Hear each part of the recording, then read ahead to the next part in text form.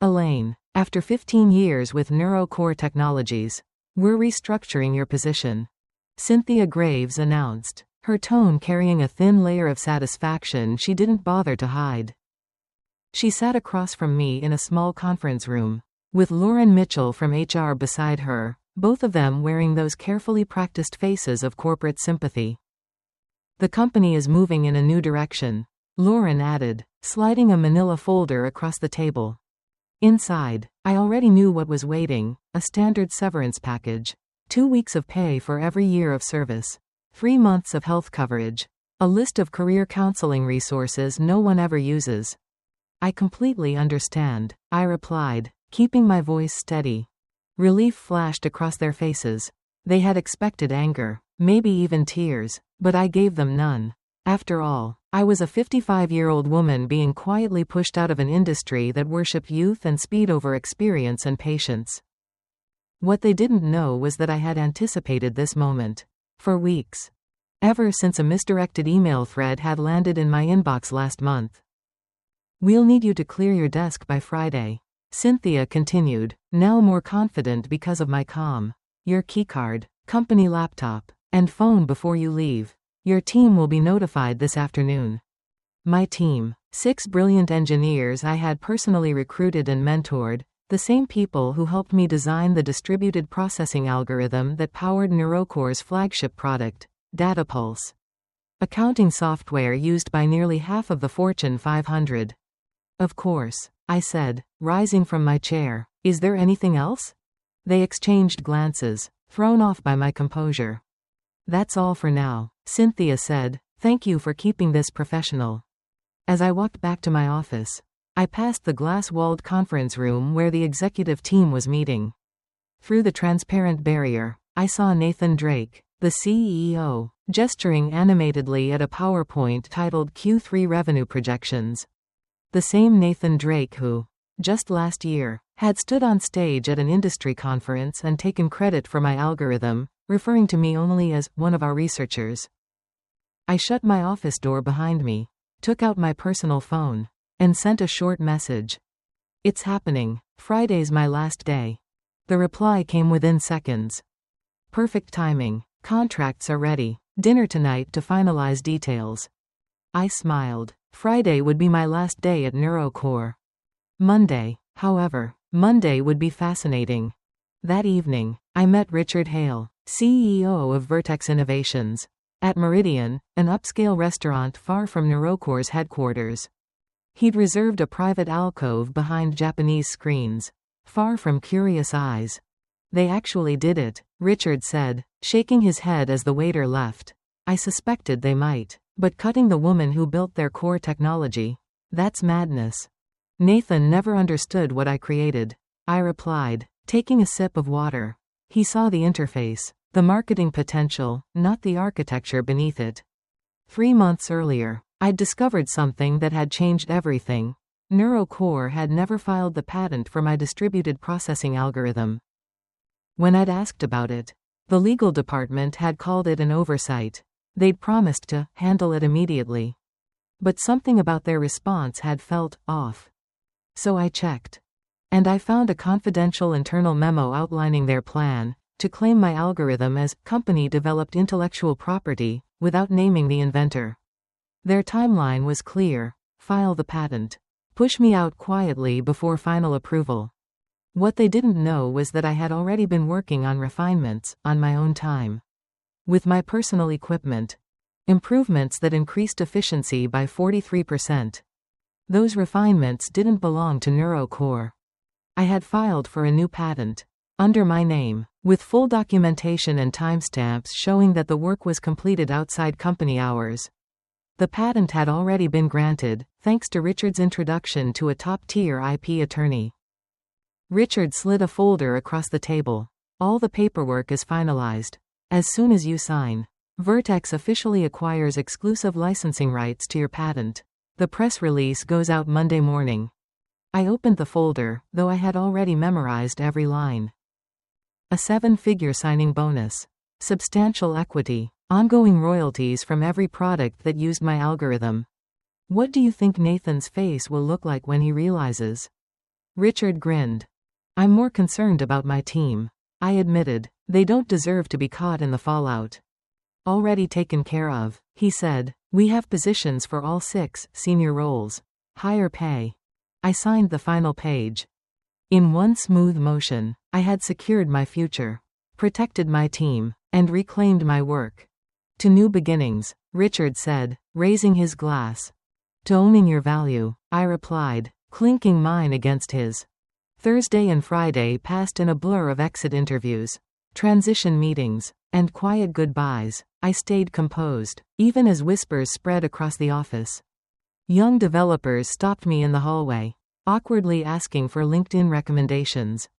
I documented everything, every password, every process, knowing full well that soon, NeuroCore would realize just how much they had lost.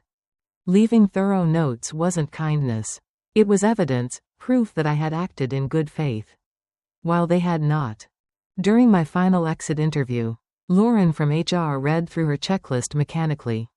You understand that any intellectual property developed during your employment remains the property of NeuroCore Technologies, she said, sliding an NDA toward me. Of course, I replied smoothly. Anything developed during employment, using company resources, on company time. She nodded, not catching the emphasis. And you confirm you have no copies of proprietary company information? I've taken nothing that belongs to NeuroCore, I answered truthfully. As I packed my things, photos, awards, that coffee mug my team gave me last Christmas, Cynthia appeared at my door. I just wanted to check that everything's clear for your departure, she said, leaning against the frame. Crystal clear, I replied, wrapping my small award, the one for the algorithm that had just become mine, in tissue paper. You know, these decisions are never personal, she went on. Nathan just feels the company needs a more youthful direction. I met her gaze. I understand completely. Business is business. Something in my tone made her hesitate, but she brushed it off. Will you be taking time off? Actually, I said, smiling, I start Monday. Her eyebrows lifted. That's fast. Anything interesting? Very, I said simply. A leadership position. I walked out of NeuroCore's glass building for the last time. Keycard surrendered, sunlight catching on the steel logo behind me. On the top floor, lights glowed in the executive conference room, no doubt preparing to redistribute my duties among cheaper, younger hires. Little did they know, in 72 hours, that same room would be hosting an emergency crisis meeting.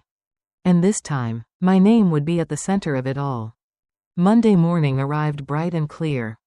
I stood before the mirror, fastening the button on my new charcoal gray suit, the one I'd bought just for this day. It wasn't vanity, it was armor. After 15 years of being overlooked, I was stepping into a space that finally saw my worth. At exactly 7:30 a.m., a black town car from Vertex Innovations arrived to pick me up. As I settled into the back seat, my phone buzzed with a message from Richard Hale. The press release went live at 7 sharp. Industry outlets are already picking it up. By the time I reached Vertex headquarters, a sleek tower of glass and steel overlooking the river, the story had spread across every major tech platform. The headline was impossible to miss. Vertex Innovations acquires exclusive rights to revolutionary algorithm from Dr. Elaine Carter. The release highlighted my 15-year tenure at NeuroCore Technologies, my leadership in designing the distributed processing framework that became DataPulse, and most importantly, that the newly granted patent, now licensed exclusively to Vertex, was developed under my own name. It ended with a statement that sent shockwaves through the entire industry. Any organization currently using this technology must negotiate licensing terms directly with Vertex Innovations. When I arrived, Vertex's lobby was alive with quiet energy, the kind that fills the air when everyone knows history is being written. Richard was waiting in my new corner office, its wide windows spilling morning light across the skyline. How's it feel? He asked, smiling as I set my bag down. Like balance, I said simply, like the scales finally leveled. He handed me a tablet displaying the early analytics. Vertex stock up 12% since the market opened.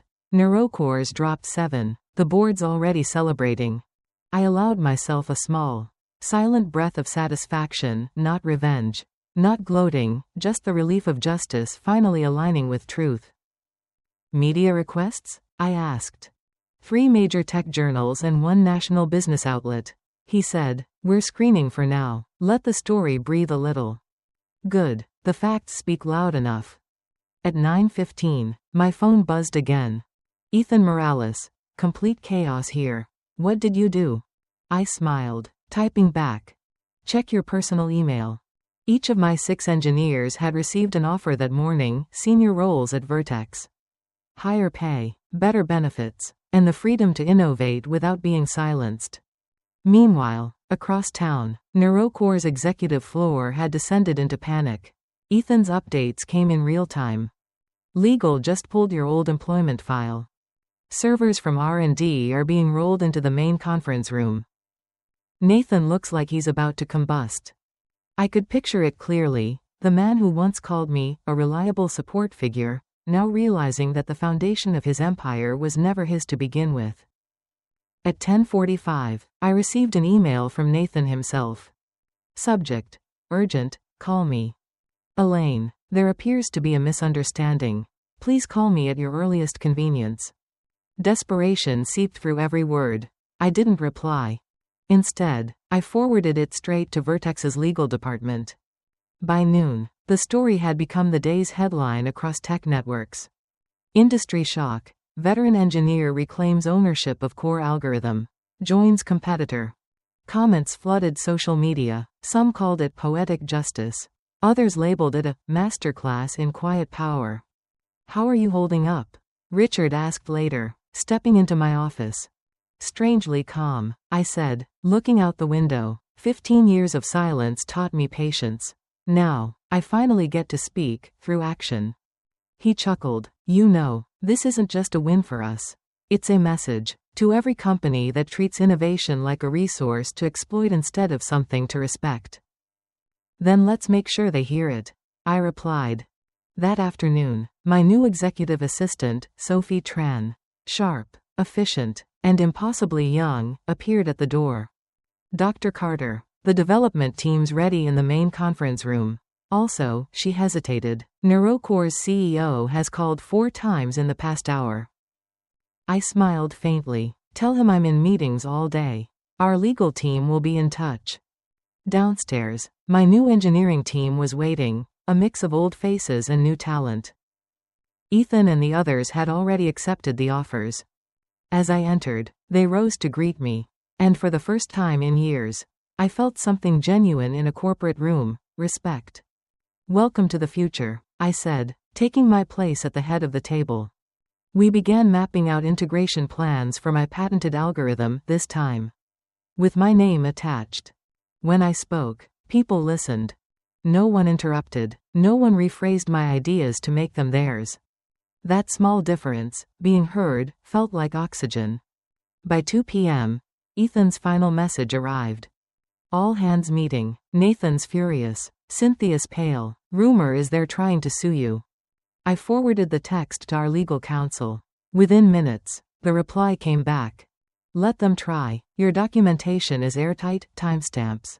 Personal equipment logs. Off-hours work, everything's verified. By 3:30, Ethan sent another update. They just ended the meeting early. Someone asked if the patent was ever filed. Nathan stormed out. The fall had begun. That evening, as I wrapped up my first day at Vertex, Richard stopped by once more. The early testing results came in. He said, your refinements improved processing by 51%, even better than predicted. I smiled. I never gave Neurocore my best work after I discovered what they planned. They didn't deserve it. Our gain, then, he said, and Elaine.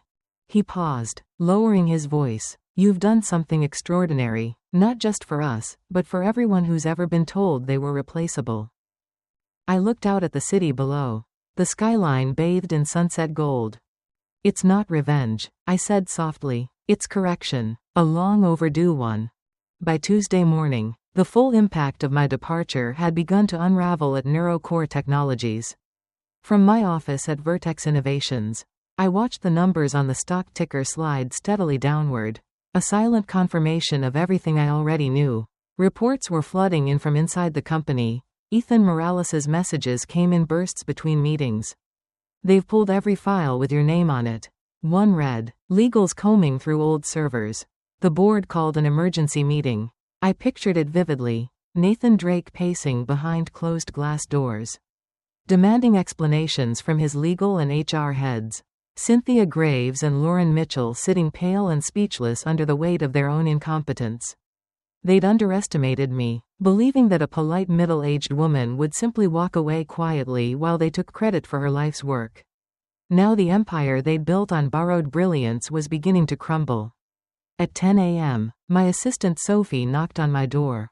"Dr. Carter." Another email from Nathan. "He's asking to clear the air." I didn't bother reading it. "Forward it to legal," I said simply. The law was my voice now. I had no interest in wasting words on a man who only spoke when he'd already lost. By 11 o'clock, industry analysts were calling the situation the algorithm crisis. Headlines speculated whether NeuroCore could even continue operations without licensing the patent. Investors hated uncertainty, and uncertainty was all Nathan could offer. "They're pretending they can rebuild it." Ethan texted, "He just told the board it'll take 6 months." I laughed under my breath. It had taken me 3 years to perfect the original version, and that was with complete knowledge of every subsystem. "They're desperate," I replied. "Let them try." That afternoon, Vertex's legal counsel briefed me. "If NeuroCore contacts us, we'll offer licensing terms, 3 times standard rate, plus public acknowledgement of your authorship." They explained. "Fair, but not forgiving." I nodded. "Nathan's ego won't let him admit what he did." I said, "He'll burn the company before he bends. Then we'll be ready with marshmallows." Richard Hale joked from across the table, though his tone carried steel. By evening, it was official. NeuroCore's stock had dropped 20% since Monday's opening bell. The media began connecting the dots, anonymous sources confirming that the company had failed to properly secure a patent for its most profitable product. The story spread fast, amplified by tech commentators who labeled it one of the greatest corporate blunders of the decade. In the corridors of Vertex, there was quiet celebration, but I felt something deeper than triumph. It wasn't joy. It was justice settling like dust after a long storm. Wednesday brought more chaos for Nathan. 2 major clients, Dataline Systems and QuantX Global, contacted Vertex about transitioning from DataPulse to our new platform. Their legal teams were worried about getting caught in the crossfire if NeuroCore tried to defend software that no longer belonged to them. Vertex's stock rose another 8%. When Sophie brought me coffee mid-morning, her phone buzzed with another alert. NeuroCore announces leadership restructuring. I raised an eyebrow. "Already? Looks like it," she said. "They're replacing the head of legal." I took the cup and smiled faintly. That's only the beginning. That afternoon, my phone rang. The name flashing on the screen made me pause. "Lauren Mitchell," I answered, keeping my tone neutral. "Hello, Lauren." There was a nervous tremor in her voice. "Elaine, I'm calling regarding the situation with your patent. We believe there may have been a misunderstanding about ownership rights." "I don't believe there's any misunderstanding," I replied evenly. "My employment contract clearly states that intellectual property developed outside company time, using personal resources, remains the property of the creator. The documentation proves that." Nathan was hoping you might consider a discussion, to find a compromise. "Any discussions will have to go through Vertex Innovations' legal department," I said, my tone firm but calm. "I'm sure they'd be happy to schedule a meeting." There was a pause, then a soft sigh. "I'll pass that along." I ended the call. For a moment, I sat back and stared at the skyline beyond my office window. The city shimmered in the afternoon light, alive with the rhythm of progress. Somewhere across town, Nathan Drake was watching everything he'd built collapse in slow motion, and there wasn't a thing he could do to stop it. That evening, I led my first full strategy meeting with the Vertex board. The mood was electric. Charts, projections, and roadmaps filled the screen, all centered around the technology that now bore my name. For years I'd been hidden in the back of conference rooms, my ideas filtered through other voices. Now I stood at the head of the table. Unfiltered, unapologetic, and finally visible. Richard watched me present with quiet pride. "You've started something bigger than this company, Elaine," he said afterward. "You've reminded the industry that innovation has a name, and it deserves respect." "That was always the point," I said softly. By Friday morning, just 1 week after my dismissal, NeuroCore was in full crisis mode. Their board had convened a second emergency meeting after losing 2 major investors and multiple senior engineers. "They're panicking," Ethan texted. "Nathan looks like a ghost." I didn't reply. There was no need. The truth was speaking for me now, louder than any confrontation ever could. That afternoon, NeuroCore's attorneys finally reached out to Vertex's legal team, requesting to open a dialogue regarding potential licensing. Our lawyers responded according to plan: fair, professional, and deliberately painful, 3 times standard rates and public acknowledgement of my authorship. "They'll choke on the acknowledgement more than the cost," Richard predicted as we reviewed the draft. "Nathan's pride won't let him say your name in a positive sentence." "Then they'll rebuild," I said, "and every day they spend trying to copy my work is another day we move further ahead."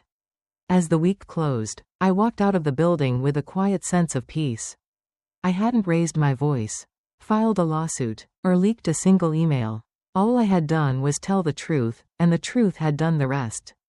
Somewhere across the city, Nathan was probably standing in front of his boardroom windows, watching the company's stock numbers fall like sand through his fingers, wondering how the woman he'd dismissed so casually had managed to bring him to his knees.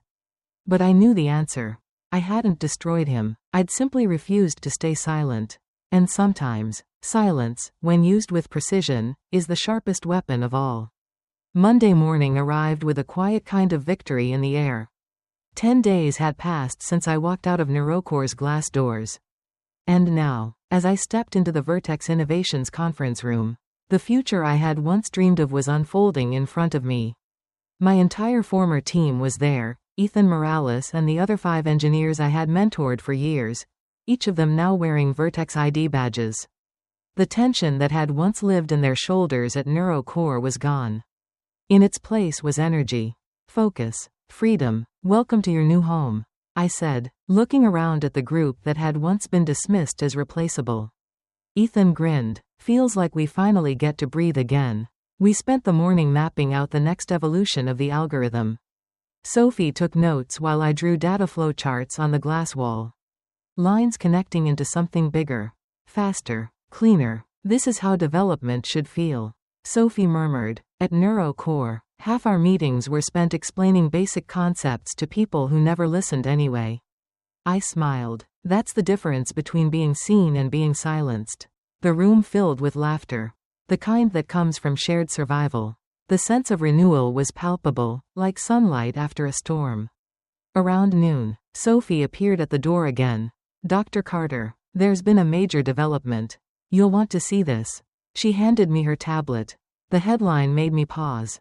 NeuroCore announces emergency leadership change. CEO Nathan Drake steps down effective immediately. Below it, smaller subtext read, "Board cites failure to secure intellectual property and severe management oversight." I set the tablet down slowly, letting the words settle. After all the years of quiet endurance, there was no thrill in seeing him fall, only a deep exhale. A closing of a circle that had been open too long. "Who's replacing him?" I asked. "An interim CEO named Harold Bennett," Sophie replied. "He used to specialize in corporate turnarounds." I nodded. It made sense. They didn't need another visionary, they needed a firefighter. Within hours, the tech industry was buzzing. The story spread like wildfire through business journals, news channels, and social media. Nathan's carefully polished image as the tech visionary had cracked wide open. And everyone could see what had been underneath all along: greed disguised as leadership. By late afternoon, another notification came through, an email from Harold Bennett himself. The subject line was simple: "Dr. Carter, a request for dialogue." The message was short, respectful, and nothing like the desperate tone Nathan had used days earlier. "Congratulations on your new position at Vertex Innovations.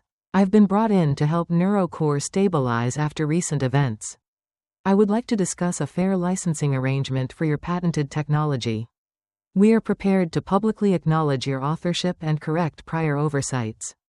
Would you be available to meet next week? For a long moment, I just stared at the screen.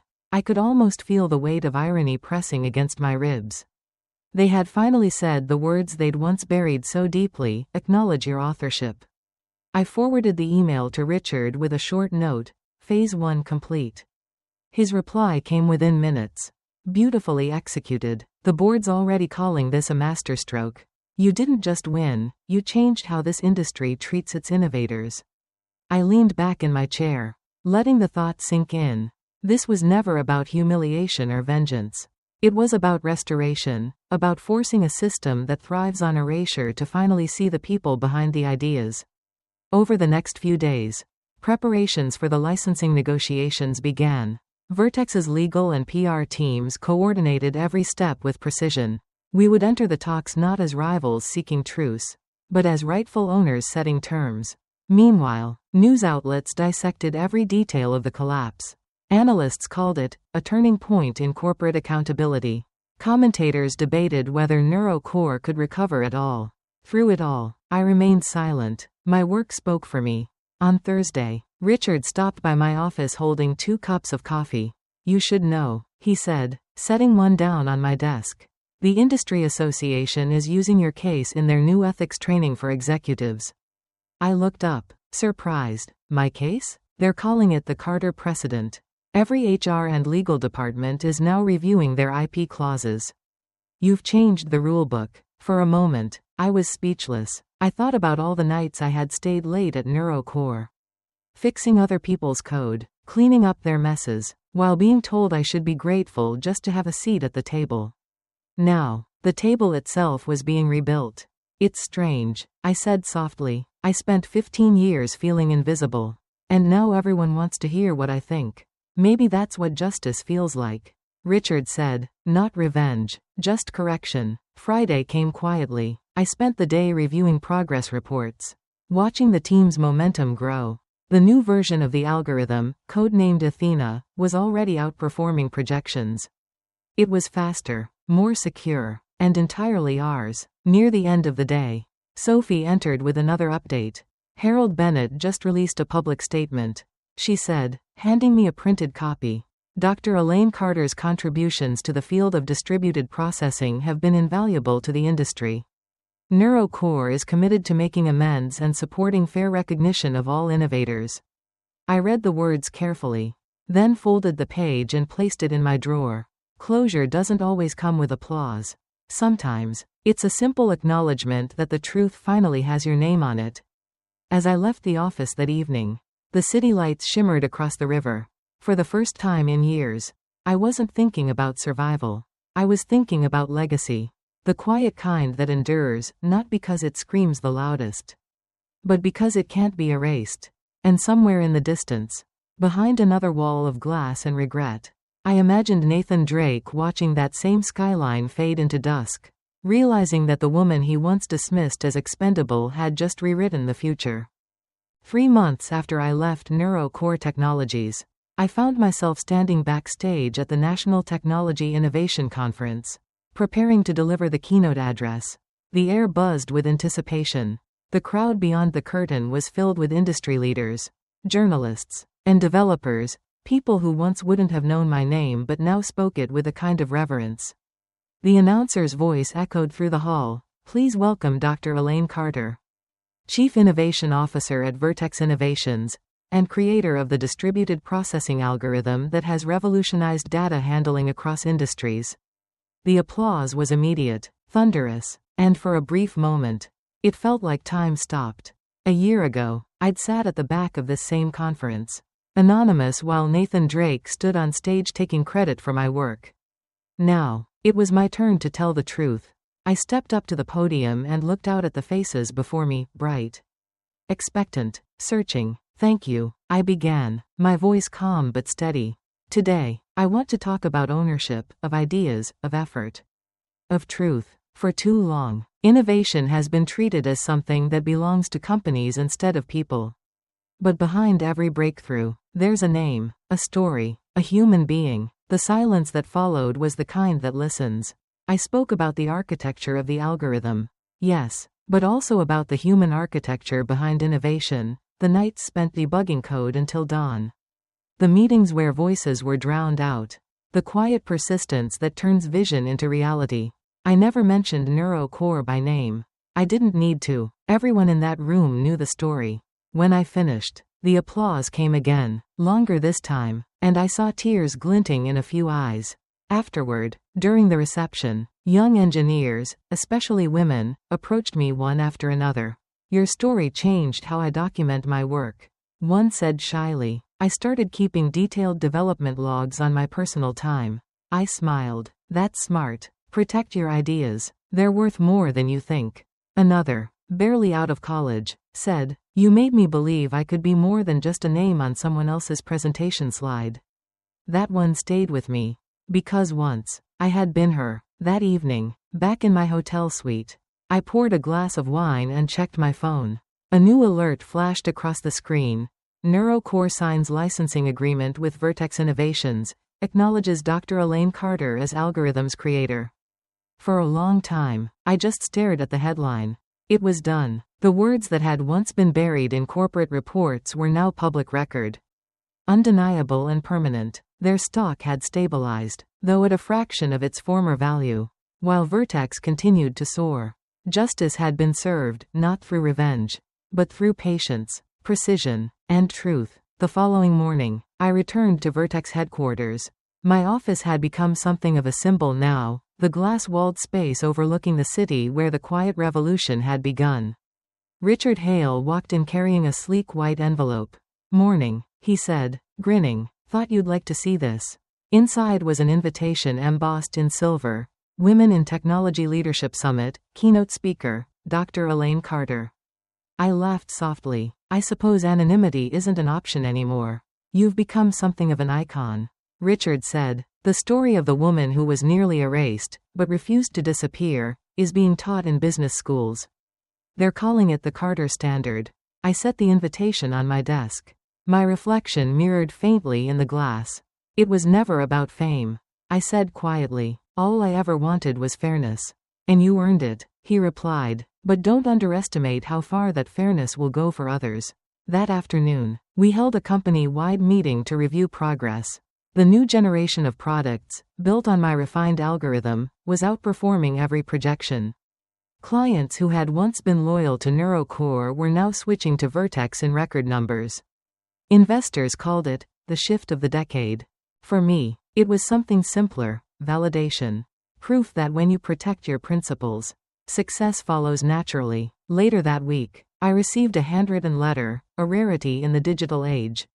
It was from Harold Bennett, NeuroCore's new CEO. Dr. Carter, I wanted to thank you personally for allowing our companies to move forward with integrity. Your story has reshaped how we recognize and reward innovation internally. We've implemented new IP and attribution policies modeled after Vertex's program. What happened to you will not happen again under my leadership.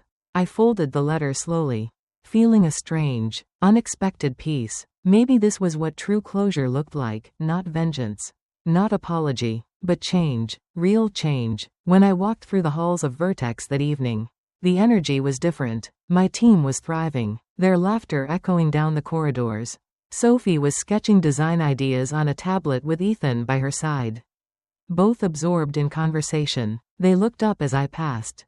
We're trying to push Athena's next version another 20% faster.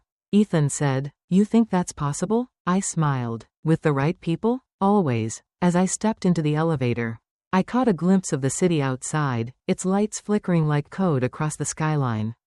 The reflection staring back at me wasn't the woman who had been dismissed from a company that couldn't see her worth. It was someone reborn, not through anger, but through clarity. For the first time in decades, my name and my work existed in the same sentence. Inseparable, undeniable, and in that truth, I found not triumph, but peace. 1 year to the day after I was told to clean out my desk, I sat in my office at Vertex Innovations, sunlight spilling across the floor to ceiling windows. The city below was alive, pulsing with the same energy that had once fueled me in silence. Now, It felt different, steady, strong, and mine. I was reviewing the quarterly innovation report when there was a knock at the door. Richard Hale stepped in, holding a bottle of champagne and 2 glasses.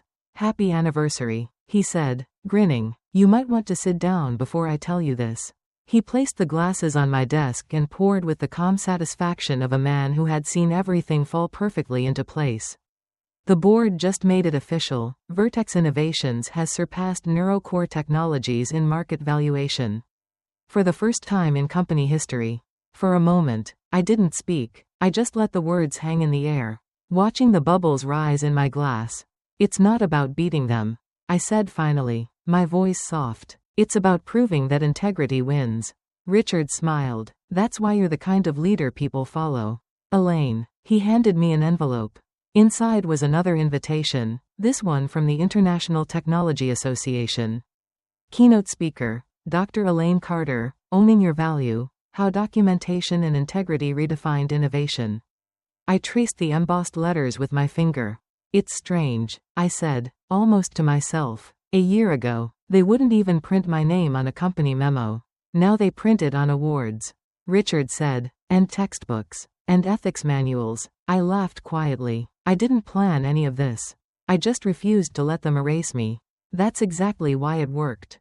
We raised our glasses. "To recognition," he said. "To remembrance," I added, "because that's what lasts." Outside, the afternoon light turned golden, reflecting off the mirrored skyline.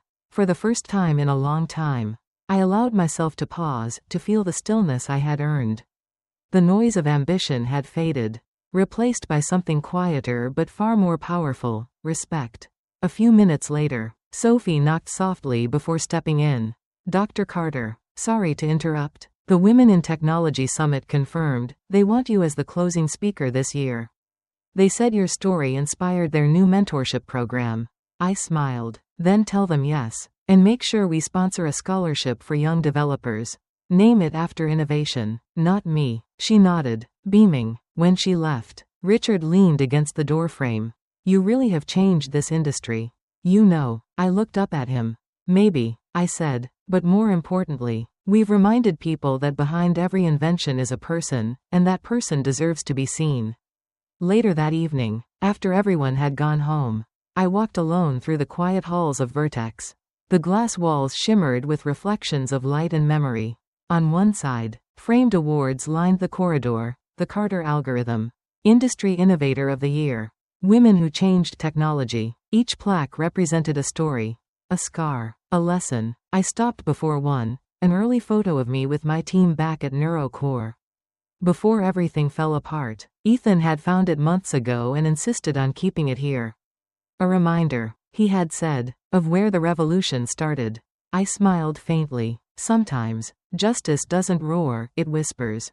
It appears in boardroom acknowledgments, in revised company policies, in the quiet pride of those who were once invisible. As I turned to leave, my reflection followed me across the glass, a woman who had once been underestimated, dismissed, nearly forgotten. Now she was more than her title, more than her invention. She was proof that silence, when chosen, can be power. When used with purpose, it can rebuild worlds. The next morning, the official announcement hit every major outlet. Vertex Innovations surpasses NeuroCore in market value. The Carter Effect redefines industry standards. Analysts credited the company's rise to a culture built on transparency, collaboration, and respect for intellectual property. For the first time, the world had learned that real innovation doesn't come from ownership, it comes from acknowledgement. A few hours later, an unexpected email arrived in my inbox. From Harold Bennett. "Elaine, I wanted to thank you again for your patience and professionalism throughout this past year. NeuroCore has recovered, in part because of the systems you inspired. We've created an Innovation Ethics Council to ensure proper credit for every contributor. I hope that wherever you go next, you continue to lead by example." I smiled as I read it. It wasn't an apology, it was something better, progress. That afternoon, as the sun began to set, Richard stopped by once more, holding 2 new glasses. "We did it," he said. "You did it." "No," I corrected gently. "We proved it, that the right people, given the right chance, can change everything." He nodded, raising his glass. To Elaine Carter, he said. To truth, I replied. The clinking of crystal filled the room. Quiet but clear. Outside, the sky deepened into dusk, and the lights of the city flickered on one by one. Somewhere out there, another woman was sitting at her desk. Tired, unseen, questioning whether her work mattered. And maybe she'd read my story. Maybe she'd see her own reflection in it. Maybe she'd remember that even when they try to silence you, you can still rewrite the ending. As the night settled over the city, I looked out through the glass and whispered to no one in particular. It was never about revenge. It was about recognition. And for the first time in my life, those words felt like home. And that was Elaine Carter's story. A woman who gave her brilliance to a company that tried to erase her, and instead of screaming, she chose silence. But not the silence of defeat, the silence of calculation. The kind that listens, plans, and strikes only once, with truth. She didn't destroy them. She didn't need to. All she did was reclaim what was hers, her work, her name, her worth. And in doing so, she reminded the world that power doesn't always shout. Sometimes, it signs a patent and lets the results speak. What about you? Have you ever been underestimated, dismissed, or silenced, only to rise stronger than ever? Tell us your story in the comments. And before you go, don't forget to subscribe to Revenge in Silence. For more stories of justice, strength, and the quiet kind of revenge that changes everything.